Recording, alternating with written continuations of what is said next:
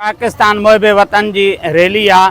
In time असां अली अदर Shah gate खां प्रेस क्लब ताईं हलंदासीं। कुछ असांजी क़यादत जेको आहे सो अचे थी ऐं असां पाण बि गॾु आहियूं। पाकिस्तान जिंदाबाद, पाक फौज जिंदाबाद, पाकिस्तान जिंदाबाद, पाक फौज जिंदाबाद। ये रैली जेको आहे पाकिस्तान आर्मी जनरल आसिफ मुनीर साहब जे जेको आहे हिमायत में रैली कढी वई आहे ऐं असांजी रैली हीअ अली अदर शाह गेट खां प्रेस क्लब मदेरीअ ताईं वेंदी ऐं असांजा कुझु अॻुवान जेके आहिनि उहे अञा पहुते आहिनि। 5-10 मिंटनि जे अंदरि इनशाला उहे बि अची वेंदा।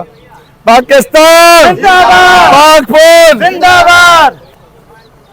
बिस्मिल्लाहिर्रहमानिर्रहीम। जी त हीअ जो कि असांजी रैली पाक आर्मी जे हिमायत में आहे, उन सां शान बशाना सां गॾु आहियूं।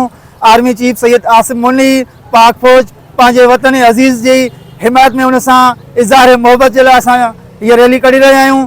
असांजा कुझु अॻुवान प्यारे अली खान कमारियो साहब, उस्ताद मुजीब जुणेजो ऐं ॿिया जेके अॻुवान दोस्त आहिनि उहे बि हिन रैली में शिरकत कंदा। हीअ रैली अली अदर शाह गेट मदेजी खां निकिरंदी, जेका प्रेस क्लब मदेजी पहुची करे पंहिंजे वतन अज़ीज़ सां मोहब्बत जो इज़हार कंदासीं। पाकिस्तान जिंदाबाद, पाक फौज जिंदाबाद, पाकिस्तान जिंदाबाद, पाक फौज जिंदाबाद।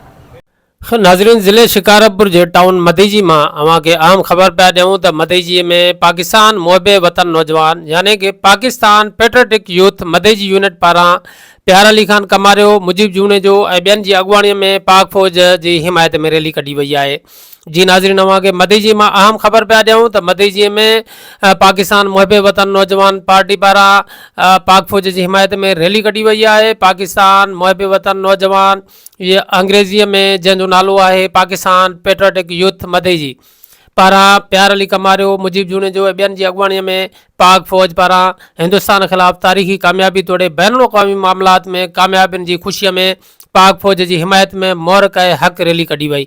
रैलीअ में शरीक माण्हुनि जे हथनि में पाकिस्तान जा झंडा ऐं बैनर हुया। बैनरनि ते पाकिस्तान तोड़े पाक फ़ौज जी हिमायत में नारा लिखियल हुया। रैलीअ में शरीक माण्हू पाक फ़ौज जिंदाबाद, पाकिस्तान जिंदाबाद जा नारा हणी रहिया हुया। रैली मदेजी बस स्टैंड का शुरू थी, प्रेस क्लब ते इख्तिताम पज़ीर थी। उन मौके ते अॻुवान